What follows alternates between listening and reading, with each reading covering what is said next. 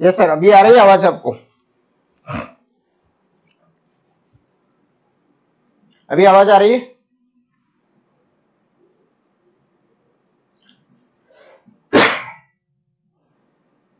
Confirm कीजिए।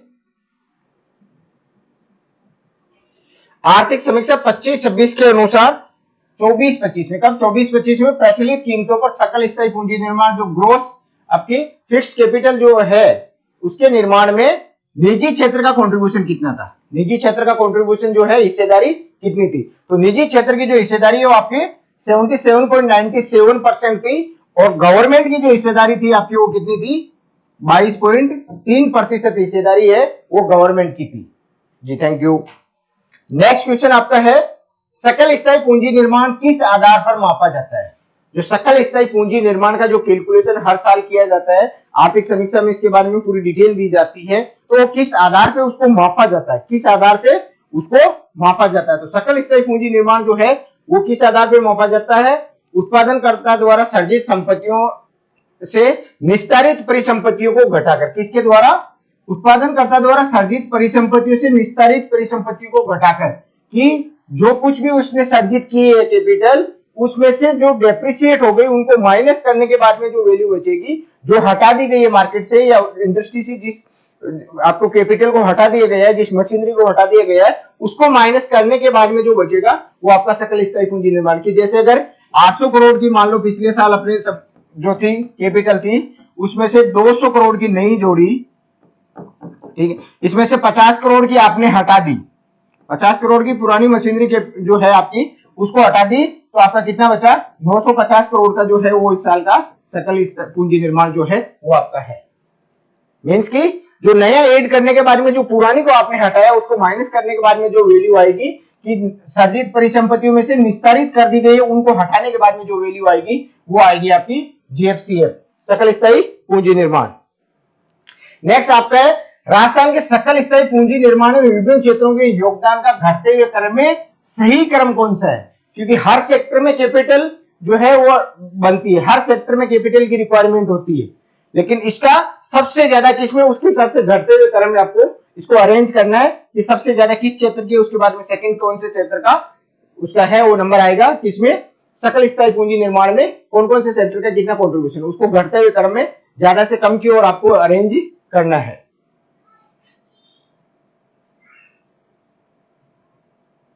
तो सबसे ज्यादा जो है वो निर्माण क्षेत्र में, फिर विनिर्माण, कृषि और फिर खनन क्षेत्र में कैपिटल का यूज है। तो सबसे ज्यादा किसमें है, कंस्ट्रक्शन सेक्टर में, उसके बाद में मैन्युफैक्चरिंग सेक्टर, थर्ड आपका एग्रीकल्चर सेक्टर और फोर्थ जो है वो माइनिंग सेक्टर जो है उसमें आपकी कैपिटल का सबसे ज्यादा यूज हुआ है। नेक्स्ट क्वेश्चन आपका है निम्न में से कौन सा कथन असत्य है। यहाँ पे आपको गलत कथन चुनना है। आर्थिक समीक्षा 2025-26 के अनुसार गलत कथन कौन सा है। हमेशा एक चीज याद रखना, एग्जाम में क्वेश्चन को भी पढ़ते समय ध्यान रखना कि उसमें पूछ क्या रहा है। बहुत बार ऐसा होता है कि जल्दबाजी में अपन उसको क्वेश्चन को भी पूरा समझ नहीं पाते और उसके चक्कर में आंसर गलत कर दे। तो प्रश्न को अच्छे से पढ़ना भी जरूरी है। तो इसमें पूछा कि निम्न में से कौन सा कथन जो है वो आपका असत्य है, गलत कथन इसमें से आपको छांटना है। वर्ष 24-25 में सकल स्थायी पूंजी में निर्माण क्षेत्र का योगदान 2.7 लाख करोड़ रहा है। वर्ष 24-25 में सकल स्थायी पूंजी निर्माण में जीएसडीपी में योगदान 29.53% रहा। वर्ष 2024-25 में सकल स्थायी पूंजी निर्माण में सार्वजनिक क्षेत्र का योगदान 1.11 लाख करोड़ रहा और वर्ष 24-25 में सकल स्थायी पूंजी निर्माण में निजी क्षेत्र का योगदान 3.82 लाख करोड़ रहा। अब इसमें से कौन सा स्टेटमेंट जो है वो आपका सही है, कौन सा स्टेटमेंट, सॉरी कौन सा स्टेटमेंट जो है इसमें से रॉन्ग या गलत स्टेटमेंट आपका कौन सा है, गलत स्टेटमेंट जो आपका है वो कौन सा है। इसमें से आपको कौन क्या छांटना है, गलत स्टेटमेंट कौन सा है। तो वर्ष 2024-25 में सकल स्थायी पूंजी निर्माण में पूंजी में निर्माण क्षेत्र का योगदान 2.7 लाख करोड़ रहा, बिल्कुल सही है। 24-25 में सकल स्थायी पूंजी निर्माण में जीएसडीपी में योगदान जो है 29.53% रहा, बिल्कुल सही है। वर्ष 24-25 में सकल स्थायी पूंजी निर्माण में सार्वजनिक क्षेत्र का कंट्रीब्यूशन आपका 1.11 लाख करोड़ सही है और जो निजी क्षेत्र का योगदान है वो 3.82 लाख करोड़, ये आपका गलत है। तो कौन सा स्टेटमेंट आपका गलत हुआ, चौथा ऑप्शन डी ऑप्शन जो है आपका इसमें गलत हुआ है। नेक्स्ट आपका है राजस्थान का थोक मूल्य सूचकांक किसका पूछा है? थोक मूल्य सूचकांक होलसेल जो प्राइस इंडेक्स है, होलसेल प्राइस इंडेक्स है, किस आधार वर्ष पर आधारित है? होलसेल प्राइस इंडेक्स जो है राजस्थान का, उसका जो बेस ईयर जो है, आधार वर्ष है जिसके आधार पे ये गणना की जाती है, वो बेस ईयर या आधार वर्ष कौन सा है? निम्न में से कौन सा जो है होलसेल प्राइस इंडेक्स जो है उसका बेस ईयर है? होलसेल प्राइस इंडेक्स का बेस ईयर कौन सा है? तो होलसेल प्राइस इंडेक्स का जो बेस ईयर है वो आपका 99-2000 है। 1999-2000 जो है WPI का जो है वो बेस ईयर है। थोक मूल्य सूचकांक में सम्मिलित वस्तुओं की कुल संख्या कितनी है? थोक मूल्य सूचकांक को गणना करने के लिए कितनी वस्तुओं को शामिल किया जाता है?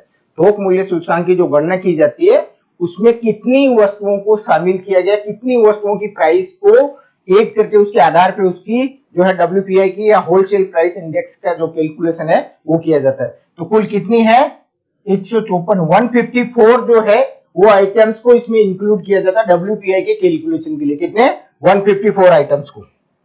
नेक्स्ट आपका है थोक मूल्य सूचकांक में सम्मिलित प्राथमिक वस्तुओं की संख्या कितनी है? अब इसमें आपके प्राथमिक क्षेत्र की भी वस्तुएं शामिल होगी और जो है आपके औद्योगिक क्षेत्र की, विनिर्माण क्षेत्र की जो है उनकी भी आपकी वस्तुएं शामिल होगी। तो इसमें जो प्राथमिक क्षेत्र, प्राइमरी सेक्टर जो है उसकी कितनी वस्तुओं को शामिल किया गया है?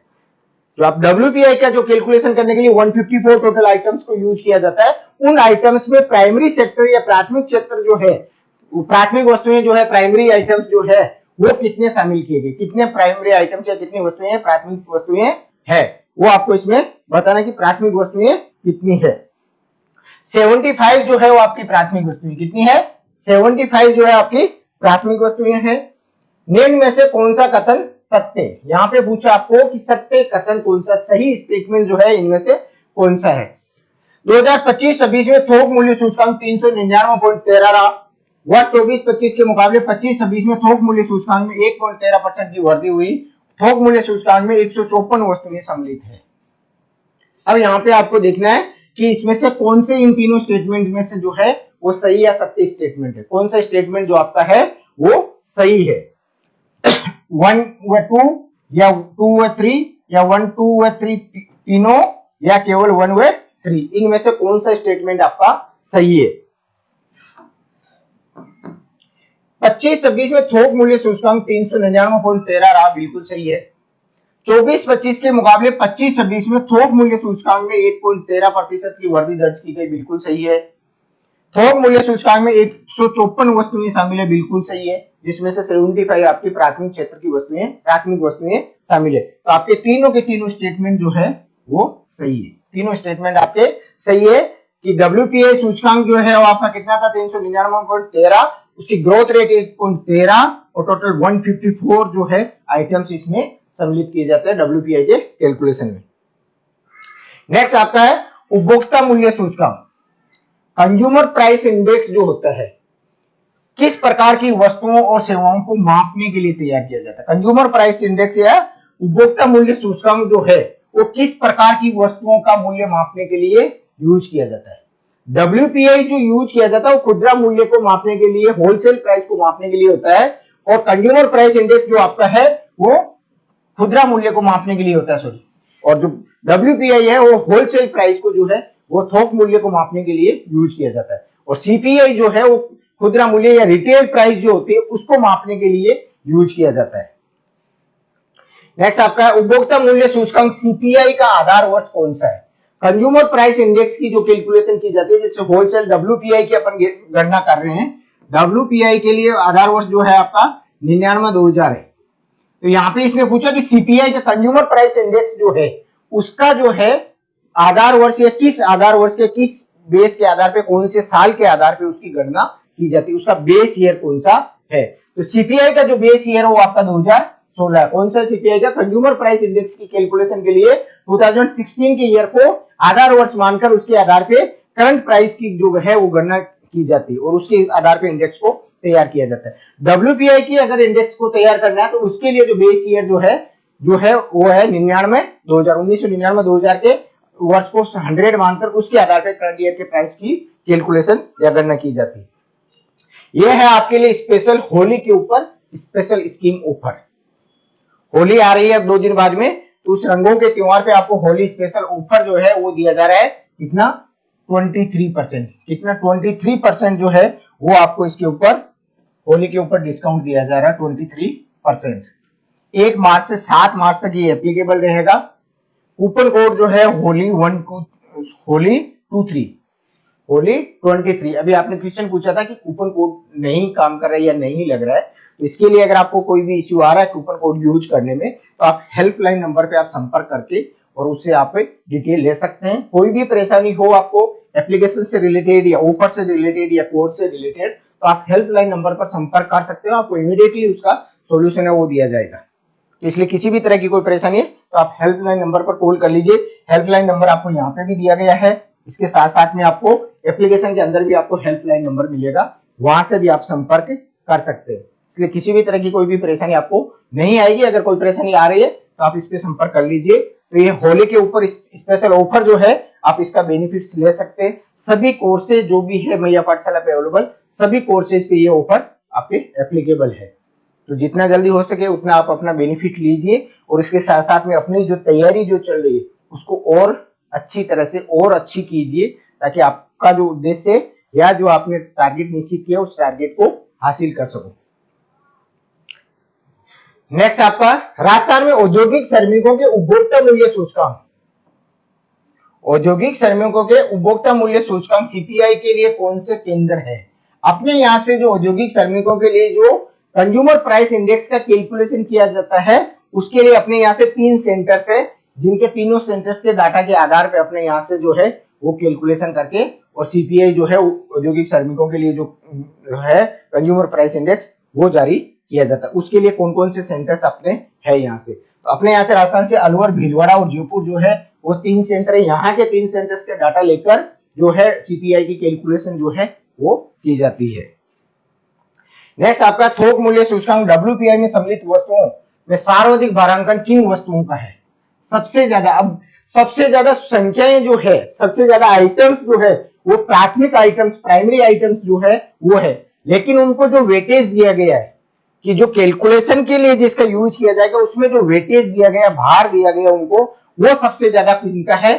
तो वेटेज जो है वो सबसे ज्यादा विनिर्मित या मैन्युफैक्चरिंग जो आइटम्स है उनका है, और नंबर ऑफ आइटम के हिसाब से अगर देखें तो सबसे ज्यादा जो है वो आपकी प्राथमिक वस्तुएं या प्राइमरी आइटम्स है। और वेटेज जो कैलकुलेशन के लिए जो वेटेज दिया जा रहा है वो वेटेज सबसे ज्यादा जो है वो आपका है मैन्युफैक्चरिंग या विनिर्मित वस्तुएं जो है उनका। नेक्स्ट है आपका राजस्थान के थोक मूल्य सूचकांक विभिन्न वस्तुओं के भारांकन को घटते हुए क्रम में सही क्रम कौन सा है? घटते हुए क्रम में मींस कि सबसे ज्यादा भार, उसके बाद में उससे कम, फिर उससे कम वाले, उस हिसाब से आपको एडजस्ट उसको करना है कि घटते हुए क्रम में जो भारांकन जो है या वेटेज जो दिया गया है वो किस हिसाब से है, किसका अरेंज करना आपको। तो सबसे ज्यादा किसका है? आपके विनिर्मित वस्तुओं का, दूसरा प्राथमिक वस्तुएं और तीसरा ईंधन, शक्ति व प्रकाश व उपसनेक की वस्तुएं जो है उनका वेटेज रहता है। सबसे ज्यादा वेटेज किसका है? विनिर्मित या मैन्युफैक्चरिंग सेक्टर के जो आइटम्स है उनका सबसे ज्यादा वेटेज है। दूसरा जो आपका है वो प्राथमिक वस्तुओं का, और तीसरा जो आपकी शक्ति से संबंधित या इससे संबंधित जो है उनका सबसे ज्यादा जो है।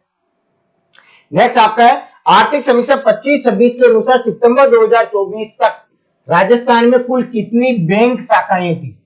किससे संबंधित है? बैंकिंग सेक्टर से संबंधित है कि 25-26 में सितंबर 2005 तक राजस्थान में कुल कितनी बैंक शाखाएं जो है वो कार्यरत थी। कितनी ब्रांचेज राजस्थान में 2025-26 में सितंबर 25 तक जो है वो बैंक में राजस्थान में कितनी बैंक शाखाएं थी? तो राजस्थान में जो है 91,172 बैंक शाखाएं जो है वो सितंबर 2024 तक थी।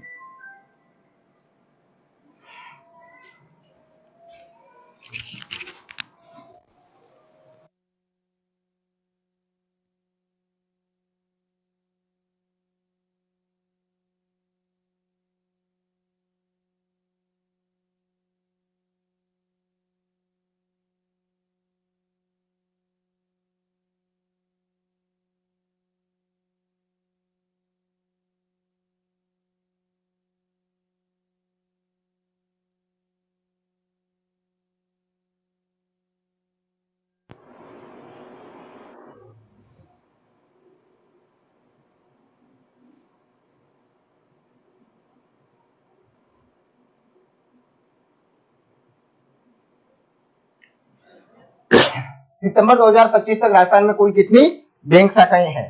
तो 9172 जो है वो टोटल बैंक शाखाएं सितंबर 2025 तक थी। क्योंकि किसी भी देश की या किसी भी स्टेट के डेवलपमेंट के लिए जरूरी है कि वहां पे बैंकिंग सेक्टर या फाइनेंशियल सेक्टर का भी प्रॉपर डेवलपमेंट या पूर्ण डेवलपमेंट हो, क्योंकि फाइनेंशियल फैसिलिटी इंडस्ट्री को अगर चाहिए एडवांसेज वगैरह की तो वो बैंकिंग सेक्टर ही दे सकता है।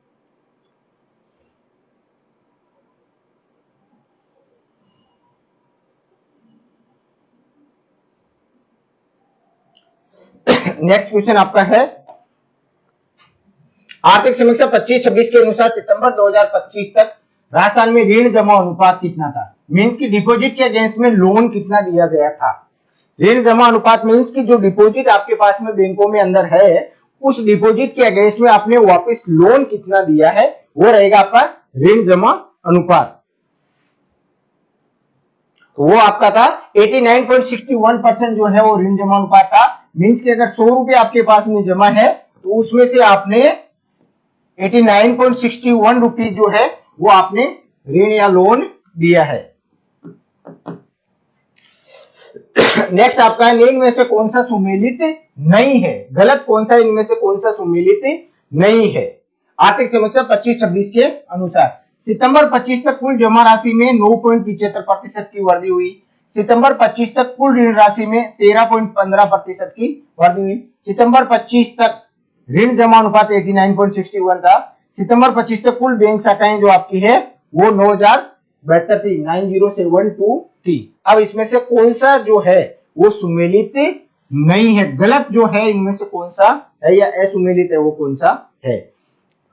पहला देखते हैं अपन, ऋण जमा राशि में वृद्धि 9.75% बिल्कुल सही है। सितंबर 25 तक कुल ऋण राशि में वृद्धि 13.15% बिल्कुल सही है। ऋण जमा अनुपात 89.61% बिल्कुल सही है। कुल बैंक शाखाएं जो है वो आपकी 9172 है, 9072 नहीं है। तो ये जो आपका है ये गलत हो गया। तो यहाँ पे कौन सा ऑप्शन रहेगा? डी जो है वो आपका असुमेलित है। नेक्स्ट क्वेश्चन आपका है निम्न में से कौन सा कथन असत्य है? स्टेटमेंट जो है इनमें से कौन सा स्टेटमेंट है जो आपका असत्य है? आर्थिक समीक्षा 25-26 के अनुसार सितंबर 25 तक 9080 व्यक्तियों पर एक बैंक शाखा है। कितने पे? 9080 व्यक्तियों पर एक बैंक शाखा है। सितंबर 2025 तक 37.21 वर्ग किलोमीटर क्षेत्र में एक बैंक शाखा है। सितंबर 25 तक कुल जमाएं 7.72 लाख करोड़ है और सितंबर 25 तक कुल ऋण जो है वो आपका 6.82 लाख करोड़ है। अब इसमें से आपको देखना है कि कौन सा स्टेटमेंट जो है वो गलत है, कौन सा स्टेटमेंट आपका रॉन्ग स्टेटमेंट कौन सा है।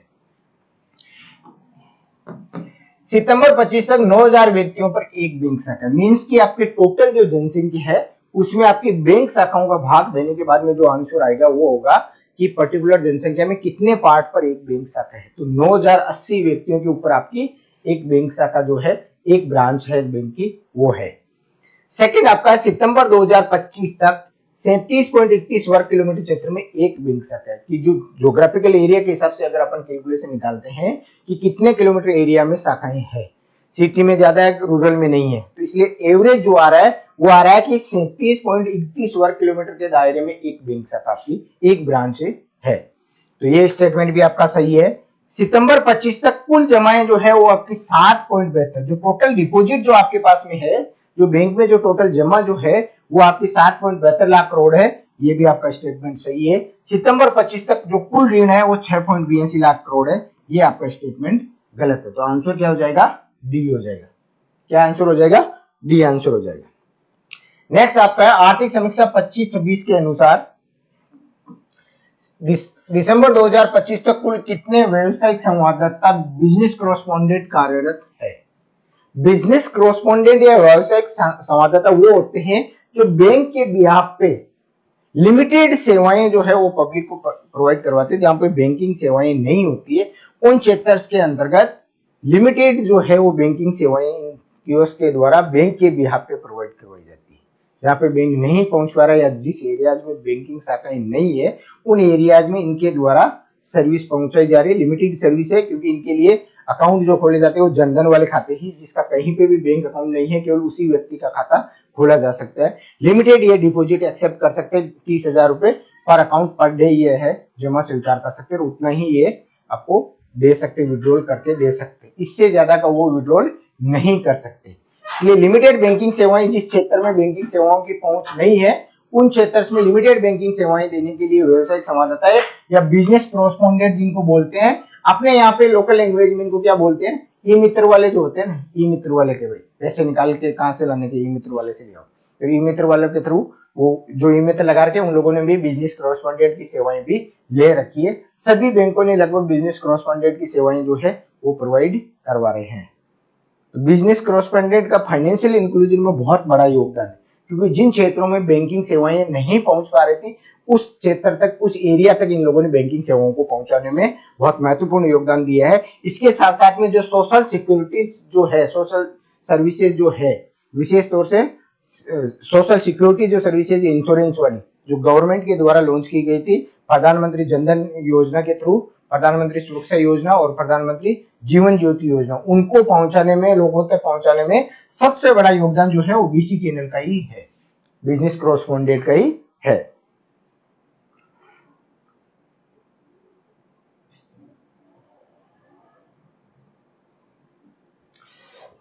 तो कितने जो है आपके दिसंबर 2025 तक, कब तक, दिसंबर 2025 तक कितने जो है बिजनेस कॉरेस्पॉन्डेंट आपके जो है वो कार्यरत थे।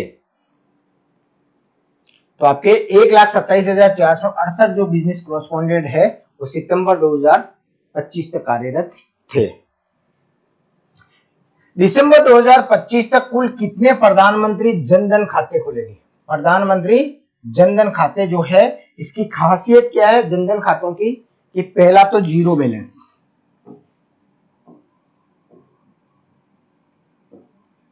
सिक्स मंथ अगर आपका अच्छा वो रहता है, सफिशिएंटली ट्रांजैक्शन रहता है, 6 मंथ ट्रांजैक्शन अगर सही रहता है तो उसके ऊपर आपको 5,000 या 10,000 की ओडी लिमिट जो है, ओवरड्राफ्ट फैसिलिटी जो है इस अकाउंट्स पे मिलती है।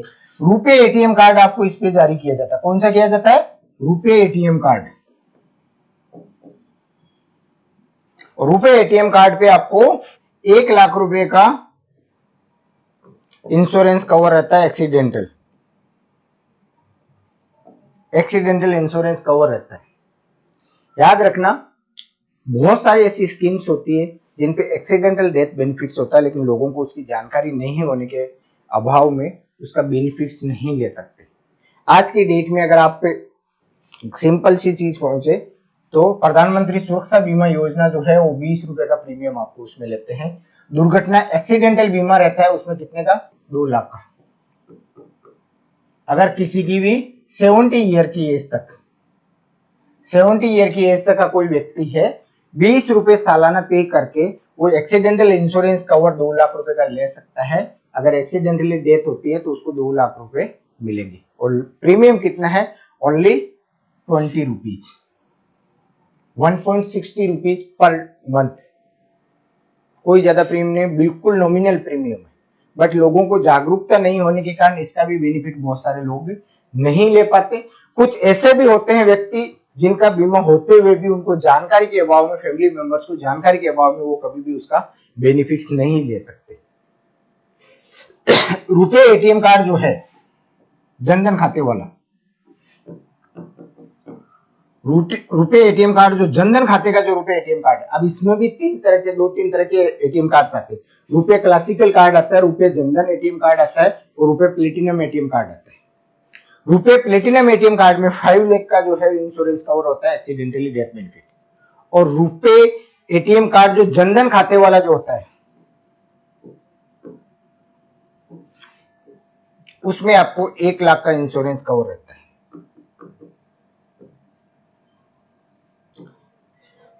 अब इसका बेनिफिट्स कैसे लेते हैं लोगों को, बहुत सारे लोगों को, और मैं भी इंक्लूडिंग बैंकिंग सेक्टर में जो काम करने वाले उनको भी नहीं आइडिया कि कैसे लेता है। आप एनपीसीआई की साइट पे जाइए, क्योंकि रुपे कार्ड का जो मैनेजमेंट जो है वो NPCI, national payment corporation of India के द्वारा किया जाता है। एनपीसीआई की साइट पे जाइए, यहाँ पे आपको इंश्योरेंस का कॉलम मिलेगा। इंश्योरेंस के कॉलम में जाइए, वहां पे ईयर टू ईयर जो रिन्यूअल होता है वो पॉलिसी की डिटेल आपको मिलेगी। राधे राधे। जो पॉलिसी है वो हर साल सेंट्रलाइज्ड पॉलिसी इसमें जो है एनपीसीआई के द्वारा ली जाती है रुपे कार्ड इश्यू करने के लिए। वहां पे आपको पॉलिसी की डिटेल मिलेगी। इसी के अंतर्गत आपको क्लेम फॉर्म भी मिलेगा, आपका कार्ड की जो डिटेल है उसके हिसाब से कि वर्जन कौन सा है कार्ड का, उस वर्जन के अनुसार आप उसमें से फॉर्म जो है, क्लेम फॉर्म जो है वो डाउनलोड कर लीजिए। और क्लेम फॉर्म डाउनलोड करने के बाद में उसमें एक पेज आता है बैंक के साइन और सिक्के का, जो लेटर पैड पे बैंक के लेटर हेड पे साइन करवाना होता है। वो फॉर्म भरने के बाद में आप उस फॉर्म को लेके बैंक में जाइए, वहां पे लेटर पैड पे जो है वो बैंक वाले के साइन सिक्का करवा के उसमें आपको जिस इंश्योरेंस कंपनी का उन्होंने पॉलिसी ले रखी है उस पर्टिकुलर इंश्योरेंस कंपनी को आप सीधा मेल कर दीजिए। अगर आपको डिटेल जाननी है तो मैं आपको एक छोटी सी डिटेल इसमें आप बताता हूं आज आपको कि कैसे आप जो एक्सीडेंटल इंश्योरेंस जो है आपको इस पे एटीएम कार्ड्स वगैरह पे जो मिलता है उसका कैसे आप बेनिफिट ले सकते हैं, ये बहुत जरूरी है। और अगर आपको भी इस चीज का नॉलेज हो तो उसके लिए आप किसी को भी, अगर कोई फैमिली मेंबर को अगर जरूरत पड़े कभी, तो उनको ये डिटेल दीजिए ताकि जो बेनिफिट्स है वो बेनिफिट्स ले सके। क्योंकि आपको परेशानी इसलिए भी होगी क्योंकि लोगों को क्या, बैंकिंग सेक्टर में जो काम कर रहा है उस व्यक्ति को भी उतनी जानकारी नहीं है कि अपन इसमें ले सकते।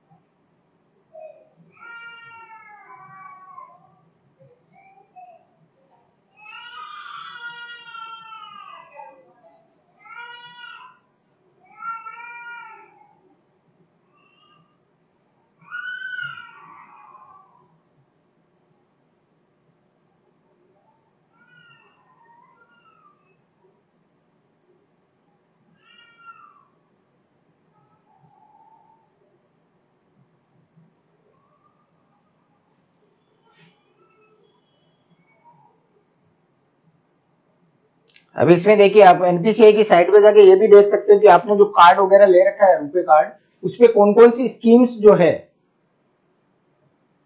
कोई नहीं आएगी ये परेशानी भी आपको। तो रुपए कार्ड के अंदर कौन कौन सी जो है वो स्कीम्स जो है, ऑफर कौन कौन से चल रहे हैं वो भी आपको इसमें मिल जाएगा। इसके साथ साथ में मैं आपको बता रहा हूँ इंश्योरेंस का जो कवर जो आता है, कवर इसमें वो भी आपको बताऊं मैं कि कैसे इंश्योरेंस का कवर अपन इसमें ले सकते हैं, कैसे उसका बेनिफिट से ले सकते हैं।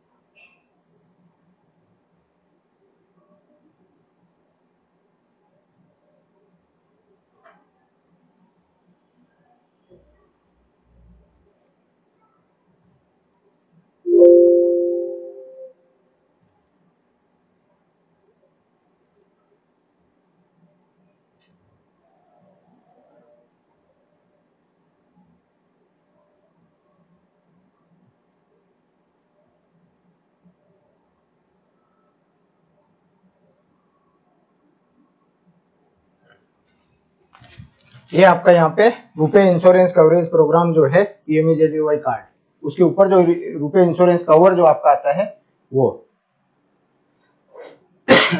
ये इंश्योरेंस कवर जो है 25-26 के लिए हर साल ये रिन्यूअल होता है, अप्रैल के लगभग रिन्यूअल होता है हर साल, और ये इसमें रहेगा और इसमें अलग अलग कार्ड्स के हिसाब से आपका जो है वो इसमें मिल जाएगा। ये आपका इसका ब्रीफ है। इसके अलावा उसमें जो सर्कुलर जो है वो डाउनलोड करके आप इसमें से ये जो सर्कुलर इसमें आता है, ये सर्कुलर को आप इसको डाउनलोड कर लीजिए यहाँ से। यहाँ पे आपको पूरी डिटेल मिल जाएगी। इसमें आपको क्लेम का फॉर्म भी मिल जाएगा कि कौन सा क्लेम आपको कितने रुपए का मिलेगा, क्या फॉर्मेलिटीज करनी होगी आपको, क्या क्या डॉक्यूमेंटेशन रिक्वायरमेंट है, आपको पूरी की पूरी डिटेल जो है वो इसमें मिल जाएगी सर्कुलर के अंदर। हर साल आपको इसको जो मार्च अप्रैल है उसमें आपको रिन्यूअल की मिलेगी। हर साल इंश्योरेंस कंपनी भी इनकी चेंज होती रहती है कि वही इंश्योरेंस कंपनी नहीं रहती। तो ये रुपए क्रेडिट कार्ड प्रोग्राम जो है इसका जो है इसमें आपको जनधन खाते के अंतर्गत आपको 1 लाख रुपए तक का रिस्क कवर जो है वो मिलता है। अदर देन आपको जनधन खाते के अलावा किसी खाते में अगर आपने प्लेटिनम कार्ड ले रखा है तो उसमें आपको 5 लाख रुपए तक का इंश्योरेंस कवर मिलता है। नेक्स्ट आपका है दिसंबर 2024 तक 2025 तक कुल कितने प्रधानमंत्री जनधन खातों को आधार कार्ड से जोड़ा गया है? कितने अकाउंट थे जनधन के प्रधानमंत्री जनधन खाते उनको आधार कार्ड से जोड़ा गया? कितने खातों को आधार कार्ड से जोड़ा गया जनधन खातों को?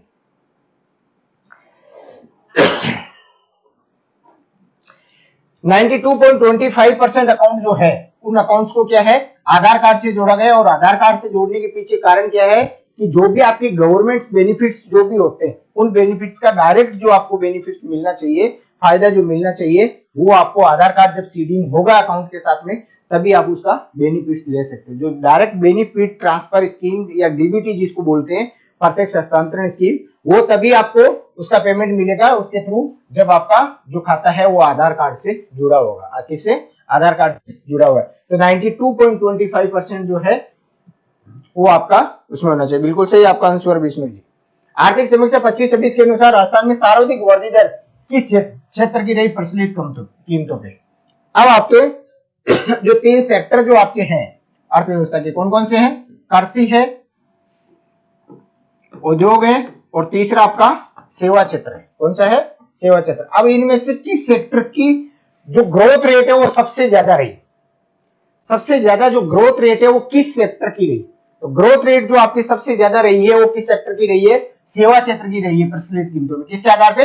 करंट प्राइस के आधार पे जो सेक्टर्स जो है सब सेक्टर्स में। बिल्कुल सही। सब सेक्टर्स में से सबसे ज्यादा जो आपकी ग्रोथ रेट रही है वो रही है सेवा क्षेत्र की।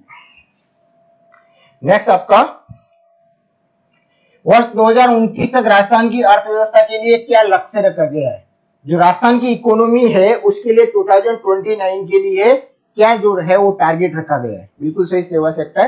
तो टारगेट जो है 29 तक के लिए क्या रखा गया? अभी इस साल के लिए जो @47 का 2047 का लक्ष्य रखा गया उसके लिए 10 संकल्प 13 क्षेत्र को अलग अलग क्षेत्र को उसमें डिवाइड करके उसके हिसाब से उनका सब सेक्टर वाइज ग्रोथ करते हुए 2047 तक विकसित राजस्थान का संकल्प लिया गया है। उसके साथ साथ में 2029 तक के लिए कितना है? $350 बिलियन की इकोनॉमी बनाने का लक्ष्य रखा गया। कितना रखा गया? $350 बिलियन की इकोनॉमी बनाने का लक्ष्य रखा गया। नेक्स्ट आपका है आर्थिक समीक्षा 25-26 के अनुसार विकसित राजस्थान @47 विकसित राजस्थान 2047 के तहत सत्य कथन कौन सा इनमें से है? सही स्टेटमेंट जो है विकसित राजस्थान का विजन जो लिया गया है उसके लिए निम्न में से कौन सा स्टेटमेंट जो आपका है वो सही है? बिल्कुल सही है आपका $350 बिलियन का जो है वो लक्ष्य रखा गया है 2029 के लिए। अब है विकसित राजस्थान 2047 का जो है उसके लिए निम्न में से कौन सा स्टेटमेंट आपका सत्य है? सबका साथ सबका विकास, सभी के लिए समावेशी विकास, विश्व स्तरीय अवसंरचना इंफ्रास्ट्रक्चर, समावेशी विकास के 13 क्षेत्र। अब इसमें से कौन सा स्टेटमेंट आपका सही है? तो इनमें से कौन कौन से स्टेटमेंट है? सबका साथ सबका विकास, सभी के लिए समावेशी विकास, विश्व स्तरीय अवसंरचना मतलब वर्ल्ड क्लास जो आपके है इंफ्रास्ट्रक्चर चाहिए। अगर आपको देश को विकसित करना है तो जो इंफ्रास्ट्रक्चर जो है, क्योंकि किसी भी कंट्री या स्टेट के डेवलपमेंट के लिए जो सबसे जो मूलभूत आवश्यक जो है वो है आपका इंफ्रास्ट्रक्चर, कि जब वहां पे रोड, पानी, बिजली की सप्लाई, पावर सेक्टर ये अगर प्रॉपरली डेवलप होगा तो ही आप वहां पे इंडस्ट्री स्टेब्लिश हो सकती है। क्योंकि किसी भी इंडस्ट्री के लिए जो मूलभूत जो आवश्यकताएं हैं वो क्या होती है? एक तो रोड इंफ्रास्ट्रक्चर होना चाहिए ताकि उसको कनेक्टिविटी मिल सके, उसको इंडस्ट्री को चलाने के लिए पावर सेक्टर की पावर की रिक्वायरमेंट होती है वो मिल सके, और जरूरत है वहां पे आपको वो मिल सके, वाटर सप्लाई पानी की व्यवस्था भी हो, वो जरूरी होती है ताकि वो इंडस्ट्री को सुचारू रूप से आप चला सको। तो इसके लिए वर्ल्ड क्लास जो है इंफ्रास्ट्रक्चर जो है वो चाहिए, और समावेशी विकास के 13 क्षेत्र जो अलग अलग बताए गए उनका सबका एक साथ और संतुलित विकास होना चाहिए। तो आपके चारों के चारों जो ऑप्शन है, तीनों के तीनों ऑप्शन वो सही है, उपरोक्त सभी जो है वो सही है। नेक्स्ट है राजस्थान का कुल क्षेत्रफल कितना है। राजस्थान का कुल क्षेत्रफल कितना है 3,42,239 वर्ग किलोमीटर जो है वो राजस्थान का कुल क्षेत्रफल है, और देश के क्षेत्रफल का कितना है 10.41% जो है वो देश के क्षेत्रफल का कुल क्षेत्रफल का हिस्सा है। नेक्स्ट आपका है राजस्थान के संदर्भ में निम्न में से कौन सा कथन है वो सत्य है। इनमें से कौन सा कथन जो आपका है वो स्टेटमेंट सही है। पानी बिजली और सड़क बिल्कुल सही है आपका, क्योंकि किसी भी कंट्री के या स्टेट के डेवलपमेंट के लिए सबसे पहले डेवलप करना होगा इंफ्रास्ट्रक्चर को। राजस्थान का क्षेत्रफल 3,42,239 वर्ग किलोमीटर है। राजस्थान का क्षेत्रफल भारत का क्षेत्रफल का 10.41% है, और राजस्थान की आकृति जो विषम कोणीय चतुर्भुज के समान है। इनमें से कौन सा स्टेटमेंट जो है वो आपका सही है। इनमें से कौन सा स्टेटमेंट आपका सही है। तो आपके तीनों के तीनों ऑप्शन उपरोक्त सभी जो है वो सही है कि क्षेत्रफल 3,42,239 वर्ग किलोमीटर, कुल क्षेत्रफल देश के क्षेत्रफल का 10.41 और विषमकोणीय चतुर्भुज आकार जो है वो राजस्थान का है। 1 अक्टूबर 2025 को राजस्थान की अनुमानित जनसंख्या कितनी थी। एज पर आर्थिक समीक्षा 2025-26 के अनुसार जो आंकड़े दिए गए हैं उसके अनुसार राजस्थान की जो अनुमानित जनसंख्या 1 अक्टूबर 2025 को कितनी थी। बिल्कुल सही है आपका विष्णु जी कि 1 अक्टूबर 2025 को जो राजस्थान की जो अनुमानित जनसंख्या जो है एज पर आर्थिक समीक्षा में जो दिखाया गया उसके अनुसार कितनी थी। तो अनुमानित संख्या जो है 8.33 करोड़ जनसंख्या जो अनुमानित है 1 अक्टूबर 2024 तक के लिए। बाकी जनगणना तो 2011 के बाद में हुई नहीं है, ये अनुमानित एस्टिमेटेड जो है वो आंकड़े है आपके। नेक्स्ट आपका निम्न कथनों पर विचार कीजिए आर्थिक समीक्षा 25-26 के अनुसार। वर्ष 2025-26 में प्रचलित कीमतों पर राजस्थान का सकल राज्य घरेलू उत्पाद 18.75 लाख करोड़ रहा। वर्ष 2025-26 में स्तर कीमतों पर राजस्थान का सकल राज्य घरेलू उत्पाद 9.81 लाख करोड़ रहा। वर्ष 2025-26 में प्रचलित कीमतों पर राजस्थान का सकल राज्य घरेलू उत्पाद भारत के सकल घरेलू उत्पाद का कितना रहा 5% रहा। इनमें से कौन सा स्टेटमेंट जो है वो आपका सही है। कौन सा स्टेटमेंट जो है वो सही है। तो इनमें से आपका कौन सा स्टेटमेंट सही है। जीएसडीपी जो आपका है, जीएसडीपी जो है प्रचलित कीमतों पे 18.75 लाख करोड़ बिल्कुल सही है। स्तर कीमतों पे 9.81 लाख करोड़ सही है। और भारत राजस्थान की जो है जीएसडीपी का भारत की जीडीपी में 5.25% योगदान है, ये भी आपका स्टेटमेंट सही है। तो 1, 2, 3 तीनों ऑप्शन जो है आपके सही है। तीनों ऑप्शन जो है आपके सही है। पीडीएफ आपको इसमें मिल जाएगी मैया पाठशाला यूट्यूब टेलीग्राम चैनल पे। सकल राज्य घरेलू उत्पाद जीएसडीपी क्या होता है। आपको पहली क्लास के स्टार्टिंग में बताया था जीएसडीपी क्या होता है। जीएसडीपी जो होता है सकल घरेलू उत्पाद, किसी भी स्टेट की अगर स्टेट के कंपैरिजन में देखें या कंट्री के कंपैरिजन में देखें तो किसी भी स्टेट या कंट्री का उसकी ज्योग्राफिकल या भौगोलिक सीमा के अंतर्गत उत्पादित अंतिम वस्तुएं सेवाएं जो एक वर्ष के अंतर्गत उत्पादित की जाती है उनका जो मौद्रिक मूल्य जो होता है वो आपका होता है जीएसडीपी। तो अंतिम वस्तुएं और सेवाओं का मौद्रिक मूल्यों का योग जो होता है उसको बोलते हैं अपन जीएसडीपी। क्या बोलेंगे जीएसडीपी। राजस्थान के संदर्भ में राजस्थान की सीमा में राजस्थान की सीमा में एक वर्ष में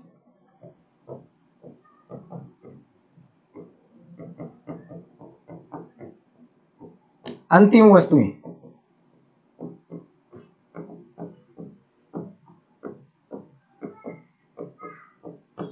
और जिनका मौद्रिक मूल्य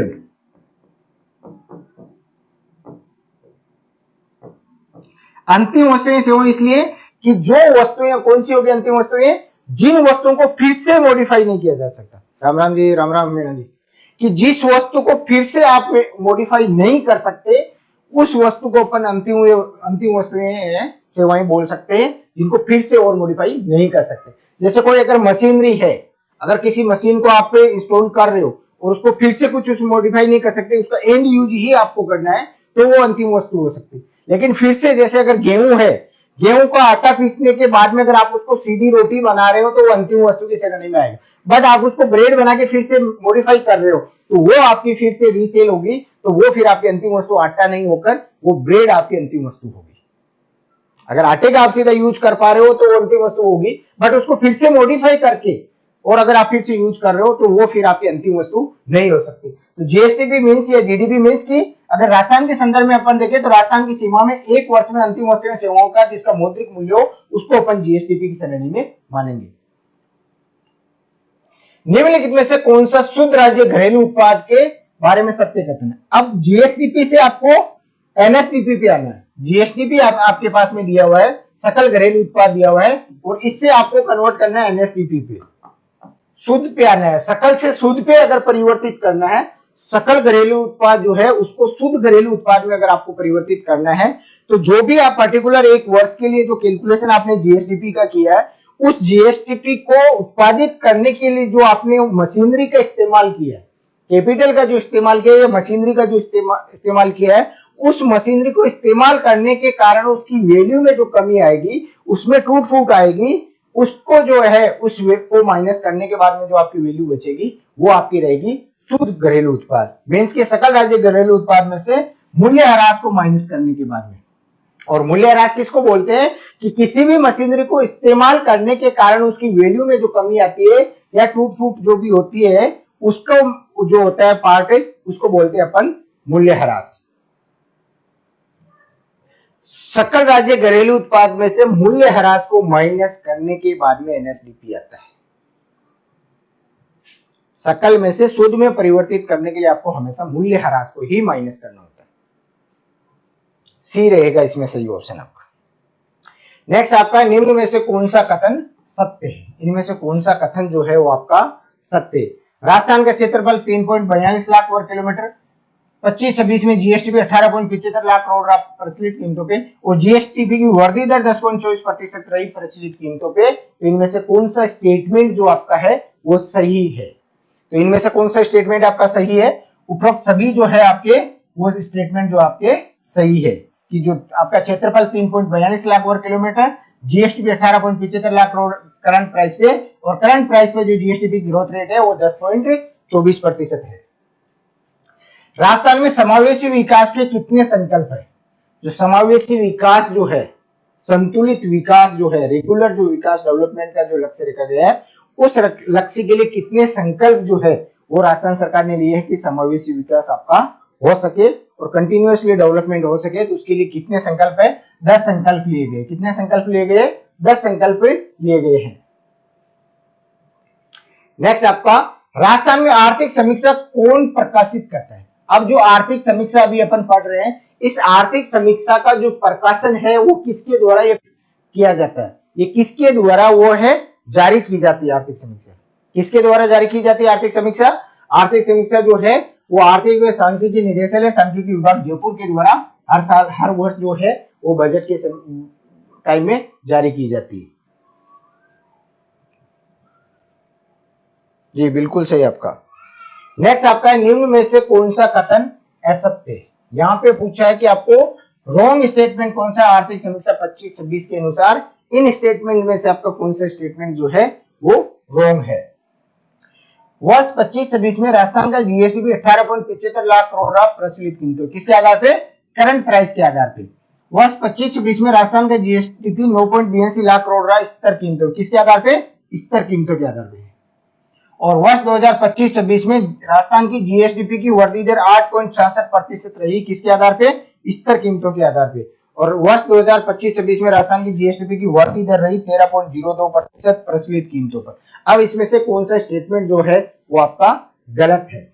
कौन सा स्टेटमेंट आपका गलत है? तो इसमें से पहला स्टेटमेंट आपका सही है, दूसरा भी सही है, तीसरा भी सही है, चौथा स्टेटमेंट जो है वो आपका रॉन्ग है। 10.24% जो है वो प्रचलित कीमतों पे आपकी ग्रोथ रेट रही थी। निम्न में से कौन सा कथन असत्य है? क्या पूछा है? कि गलत कथन इसमें से कौन सा है। अब यहाँ पे आपके आया वर्ष 2025-26 में राजस्थान का GSVA gross state value added product means कि जो आपका जीएसटीपी है वो आपका टोटल जो है पूरे साल में उत्पादित अंतिम वस्तुओं का इनटू मल्टीप्लाई बाय प्राइस जो है वो वैल्यू होती है जीएसटीपी। अब उस जीएसटीपी के साथ साथ में जीएसवी का कैलकुलेशन इसलिए है कि जो डबल कैलकुलेशन कहीं कहीं पे होती है उसको एडजस्टमेंट कर सके। जीएसवी के अंतर्गत किसी भी वस्तु को प्रोड्यूस करने के लिए, उसका प्रोडक्शन करने के लिए जो उसमें एडिशनल जो वैल्यू ऐड की जाती है केवल उसी को ऐड करने के बाद में जो वैल्यू आएगी वो आपकी जीएसवी में होती है। कि कोई भी अगर आप किसी भी वस्तु को बना रहे हो तो एक स्टेप से दूसरे स्टेप में जाने के लिए तो पहले स्टेप में आपने पैसा चुका दिया रॉ मटेरियल का, उसके बाद में सेकंड स्टेप में जो केवल एडिशनल आपने ऐड किया है, 5 रुपए की चीज है आपने एडिशनल 2 रुपए ऐड किया तो 5 और 2 केवल 7 रुपए ही होनी चाहिए टोटल। अगर आप 5 इसका फिर यहाँ पे आने के बाद में 7 तो 7 और 5 12 ऐड नहीं होगा, 5 और 2 उसका डिफरेंस जो 7 है उतना ही ऐड करना है आपको। तो जो वो डिफरेंस आप एडिशनल ऐड करोगे केवल जितना उसमें वैल्यू एडिशन किया उसकी जो गणना की जाती है वो जीएसवी बोलते हैं। तो प्रचलित कीमतों पे आपको 17.12 लाख करोड़ रहा प्रचलित कीमतों पर जीएसवी। जीएसवी जो है वो आपका स्तर कीमतों पर 8.79 लाख जो है वो 7 लाख करोड़ रहा स्तर कीमतों पे। राजस्थान में जीएसवी की वर्धी दर 7.03% रही स्तर कीमतों पे और राजस्थान की जीएसवी की वर्धी दर 10.03% रही प्रचलित कीमतों पे। इसमें से कौन सा स्टेटमेंट आपका गलत स्टेटमेंट पहचान, आपको कौन सा पहचान है गलत स्टेटमेंट। तो आपका पहला सही है, दूसरा सही है, तीसरा सही है, चौथा स्टेटमेंट जो है वो आपका रॉन्ग है। नेक्स्ट आपका है आर्थिक समीक्षा 25-26 के अनुसार राजस्थान सकल राज्य मूल्य वर्धन की वर्धी दर क्या रही प्रचलित कीमतों पे। अब पूछा है कि प्रचलित कीमतों पे जो जीएसवी जो है इसकी जीएसवी की ग्रोथ रेट जो है वर्धी दर पिछले साल के मुकाबले इस साल कितना प्रतिशत बढ़ी। जीएसवी की ग्रोथ रेट जो है वो पूछिए किसके आधार पे, प्रचलित करंट प्राइस के आधार पे। किसके आधार पे, करंट जो मार्केट प्राइस है उसके आधार पे जो जीएसवी की जो है ग्रोथ रेट कितनी रही तो 9.03% रही। कितनी रही 9.03% जो है वो जीएसवी की ग्रोथ रेट थी। किस पे, करंट प्राइस के आधार पे। आर्थिक समीक्षा 2025-26 के अनुसार राजस्थान की सकल राज्य मूल्य वर्धन की वर्धी दर क्या रही, किसके आधार पे, स्तर कीमतों के आधार पे जो आपकी ग्रोथ रेट है वो कितनी रही थी। किसके आधार पे, स्तर या बेस ईयर के आधार पे आपकी जो ग्रोथ रेट है वो कितनी रही थी, किसकी, जीएसवी की। तो जीएसवी की ग्रोथ रेट जो है वो 7.03% रही थी। किसके आधार पे, स्तर कीमतों के आधार पे। आर्थिक समीक्षा 25-26 के अनुसार राजस्थान सकल राज्य मूल्य वर्धन में सर्वाधिक वृद्धि दर किस क्षेत्र की रही प्रचलित कीमतों पर। सर्वाधिक जो ग्रोथ रेट, सबसे ज्यादा जो ग्रोथ रेट रही है करंट प्राइस के आधार पे वो किस क्षेत्र की रही थी। सर्वाधिक ग्रोथ रेट जो है वो सेवा क्षेत्र की रही थी और सबसे कम जो ग्रोथ रेट है वो रही थी आपके कृषि क्षेत्र की। सबसे कम ग्रोथ रेट किसकी रही थी, कृषि क्षेत्र की थी। स्तर कीमतों पे केवल 0.22% और प्रचलित कीमतों पे शायद 3.24% ऐसा कुछ रही थी। सबसे कम ग्रोथ रेट जो है वो एग्रीकल्चर सेक्टर की थी और सबसे ज्यादा जो है वो सेवा क्षेत्र की 13.02%। आर्थिक समीक्षा 25-26 के अनुसार राजस्थान सकल मूल्य वर्धन में सर्वाधिक वृद्धि दर किस क्षेत्र की रही है। फिर से रिपीट हो गया क्वेश्चन। नेक्स्ट आपका निम्न में से कौन सा कथन असत्य है। आर्थिक समीक्षा 25-26 के अनुसार निम्न में से कौन सा स्टेटमेंट जो आपका है वो सही स्टेटमेंट है। वर्ष 25-26 में जीएसवी में सर्वाधिक वृद्धि दर सेवा क्षेत्र की रही प्रचलित कीमतों। किसकी बोला है, सेवा क्षेत्र की जो है वो ग्रोथ रेट सबसे ज्यादा रही। वर्ष 25-26 में जीएसवी में न्यूनतम वृद्धि दर कृषि क्षेत्र की रही प्रचलित कीमतों पर। वर्ष 25-26 में जीएसवी में सेवा क्षेत्र की वृद्धि दर 13.52% रही प्रचलित कीमतों पर और वर्ष 2025-26 में जीएसवी में औद्योगिक क्षेत्र की वृद्धि दर 7.99% रही प्रचलित कीमतों। अब इसमें से कौन सा स्टेटमेंट आपका गलत है, रॉन्ग स्टेटमेंट आपको इसमें से पहचानना है। फिर से अपन देखते हैं। जीएसवी में सर्वाधिक वृद्धि दर सेवा क्षेत्र की रही प्रचलित कीमतों में बिल्कुल सही है। सबसे ज्यादा ग्रोथ रेट जो है वो सर्विस सेक्टर की रही और सबसे कम जो ग्रोथ रेट है वो आपकी थी एग्रीकल्चर सेक्टर या कृषि क्षेत्र की। सबसे कम किसकी थी, एग्रीकल्चर सेक्टर की और सबसे ज्यादा जो है वो आपके इसकी थी सेवा क्षेत्र की। वर्ष 25-26 में जीएसवी में न्यूनतम वृद्धि दर कृषि क्षेत्र की रही प्रचलित कीमतों पे बिल्कुल सही है। वर्ष 25-26 में जीएसवी में सेवा क्षेत्र की वृद्धि दर 13.52% रही, ये भी बिल्कुल सही है। सॉरी आपको 13.2 बताया, 13.52% थी। और वर्ष 25-26 में जीएसयू में औद्योगिक क्षेत्र की वृद्धि दर 7.99% थी। ये गलत है। कितनी रही थी? 6.99% थी, वो थी आपकी औद्योगिक क्षेत्र की। तो द्वितीय क्षेत्र या औद्योगिक सेक्टर जो है उसकी जो ग्रोथ रेट थी वो 6.99% थी प्रचलित कीमतों पे। तो फोर्थ ऑप्शन आपका डी जो है वो रॉन्ग है। कौन सा कथन इसमें गलत है? फोर्थ डी ऑप्शन जो आपका है वो गलत है। नेक्स्ट आपका है निम्न में से कौन सा कथन असत्य है? ये फिर अच्छा आर्थिक समीक्षा 2025-26 के अनुसार, किसके अनुसार? आर्थिक समीक्षा 25-26 के अनुसार निम्न में से कौन सा स्टेटमेंट आपका है वो असत्य है या गलत है? 25-26 में जीएसयू में सर्वाधिक वृद्धि दर सेवा क्षेत्र की रही, किसके आधार पे? स्तर कीमतों के आधार पर। पहले प्रश्न में क्या पूछा था? करंट प्राइस के आधार पे। यहाँ पे पूछा कि स्तर कीमतों के आधार पे आपका जीएसयू में सर्वाधिक वृद्धि दर किसकी थी? सेवा क्षेत्र की। न्यूनतम वृद्धि दर कृषि क्षेत्र की रही स्तर कीमतों पर। जीएसयू में सेवा क्षेत्र की वृद्धि दर 13.52% रही प्रचलित कीमतों पर। और वर्ष 25-26 में जीएसयू में कृषि क्षेत्र की वृद्धि दर 4.47% रही प्रचलित कीमतों पर। अब इसमें से कौन सा स्टेटमेंट जो आपका सही गलत है? इसमें से कौन सा स्टेटमेंट आपका गलत है? पहला स्टेटमेंट सबसे ज्यादा सेवा क्षेत्र की स्तर कीमतों पर भी, सबसे कम कृषि क्षेत्र की स्तर कीमतों पर भी, 13.52% प्रचलित कीमतों पर सेवा क्षेत्र की, और 3.47% जो है वो आपकी कृषि क्षेत्र की रही, किसके? प्रचलित कीमतों पर। तो ये स्टेटमेंट आपका डी जो है वो रॉन्ग स्टेटमेंट हो गया। कौन सा हो गया? डी स्टेटमेंट जो आपका है वो रॉन्ग है।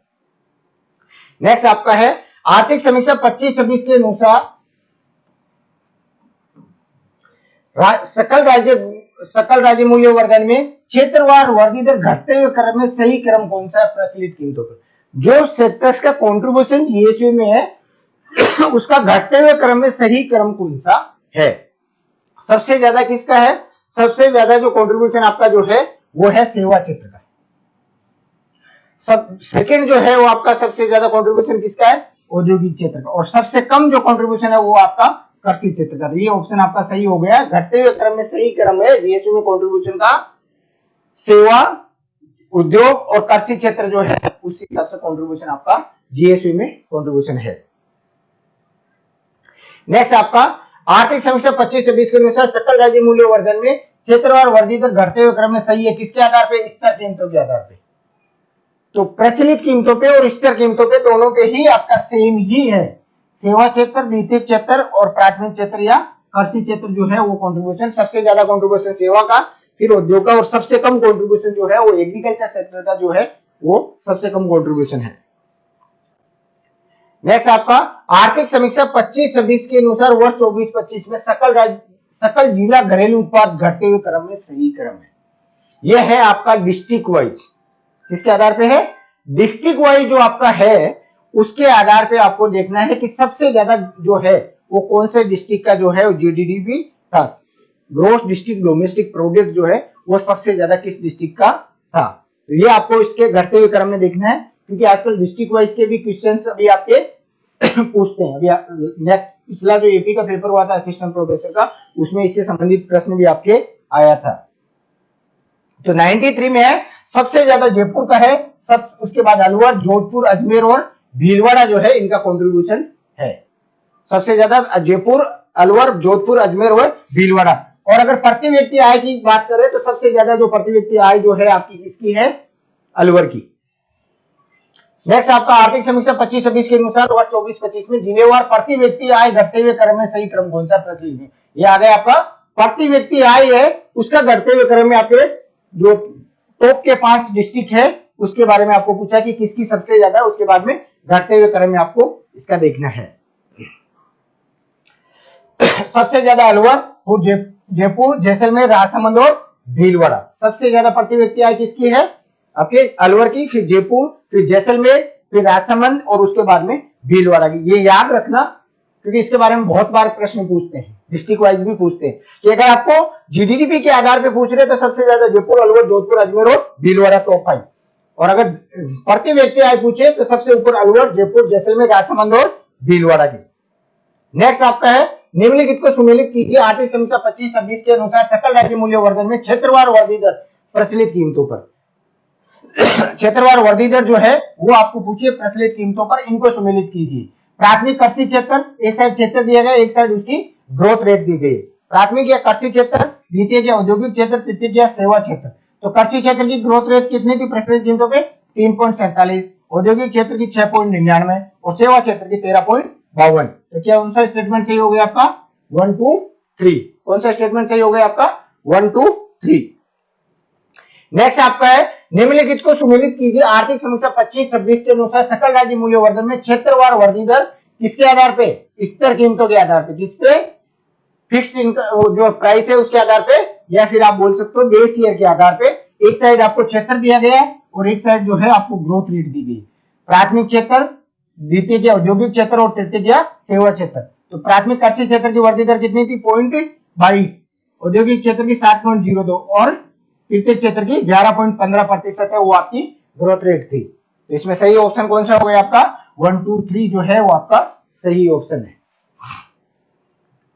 नेक्स्ट आपका आर्थिक समीक्षा 25-26 के अनुसार वर्ष 24-25 में जिलेवार प्रति व्यक्ति आय में सर्वाधिक वृद्धि दर किस जिले की रही?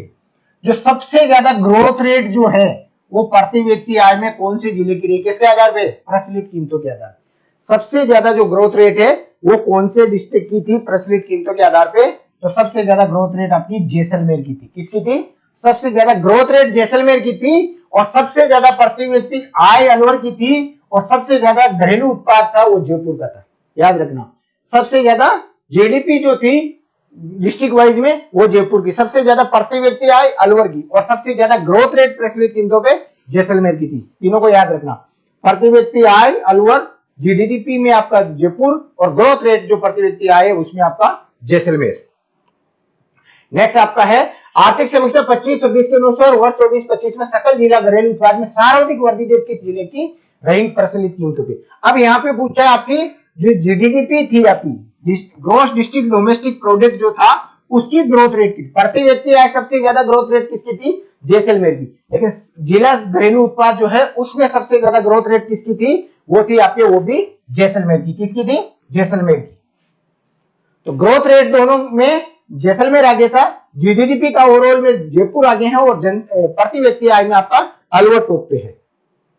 नेक्स्ट आपका आर्थिक समीक्षा 25-26 के अनुसार वर्ष 24-25 में सकल जिला घरेलू उत्पाद में सर्वाधिक वृद्धि दर किस जिले की रही? किसके आधार पे? स्तर कीमतों पे, फिक्स प्राइस के आधार पे, या बेस ईयर के आधार पे जो आपकी है सबसे ज्यादा ग्रोथ रेट है वो किसकी रही थी? तो सबसे ज्यादा जो आपकी स्तर कीमतों पे है वो दौसा की थी। करंट प्राइस के आधार पे जैसलमेर की थी। सबसे ज्यादा जीडीपी था जयपुर का। प्रति व्यक्ति आय सबसे ज्यादा अलवर की थी। प्रति व्यक्ति आय प्रचलित कीमतों पे सबसे ज्यादा ग्रोथ रेट जैसलमेर की थी। और नेक्स्ट आपका है आर्थिक समीक्षा 25-26 के अनुसार 24-25 में जिलेवार प्रति व्यक्ति आय में सर्वाधिक वृद्धि दर, क्या पूछा? सर्वाधिक वृद्धि दर किस जिले की थी? किसके आधार पे? स्तर कीमतों के आधार पे। प्रचलित कीमतों के आधार पे जो सबसे ज्यादा ग्रोथ रेट प्रति व्यक्ति आय थी वो जैसलमेर की थी। बट आपको पूछा यहाँ पे स्तर कीमतों पे सबसे ज्यादा किसकी थी? तो स्तर कीमतों पे आपका दौसा है। डिस्ट्रिक्ट वाइज का एक सिंपल फॉर्मूला आप एक बार वापस रिवीजन कर लीजिए।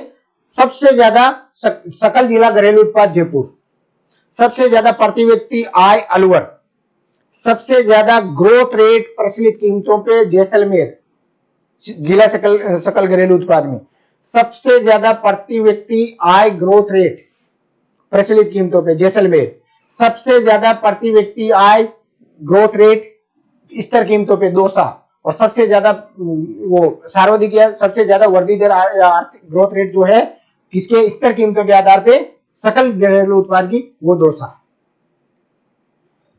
एक बार वापस रिवीजन कर लीजिए वापस से कि सबसे ज्यादा सकल जिला घरेलू उत्पाद जयपुर, सबसे ज्यादा प्रति व्यक्ति आय अलवर, सबसे ज्यादा प्रति व्यक्ति आय ग्रोथ रेट प्रचलित कीमतों पे जैसलमेर, सबसे ज्यादा प्रचलित कीमतों पे ग्रोथ रेट सकल जिला घरेलू उत्पाद की जैसलमेर। मतलब प्रचलित कीमतों पे दोनों में, सकल घरेलू उत्पाद में भी और प्रति व्यक्ति आय में जैसलमेर है प्रचलित कीमतों पे, और स्तर कीमतों पे आपका दौसा टॉप पे। तो ये था सकल जिला घरेलू उत्पाद सेशन। ये आपका पहला टेस्ट जो है वो आपका पहला टेस्ट के दोनों कंप्लीट जो है वो सॉल्यूशन आपका हो चुका है, पहला टेस्ट। अगर किसी ने टेस्ट सीरीज नहीं ली है तो अभी भी ज्वाइन कर सकते हैं। आर्थिक समीक्षा का पूरा जो है निचोड़ आपको, सार जो है वो आपको इसमें मिल जाएगा। नेक्स्ट क्लास में फिर मिलते हैं। Thank you.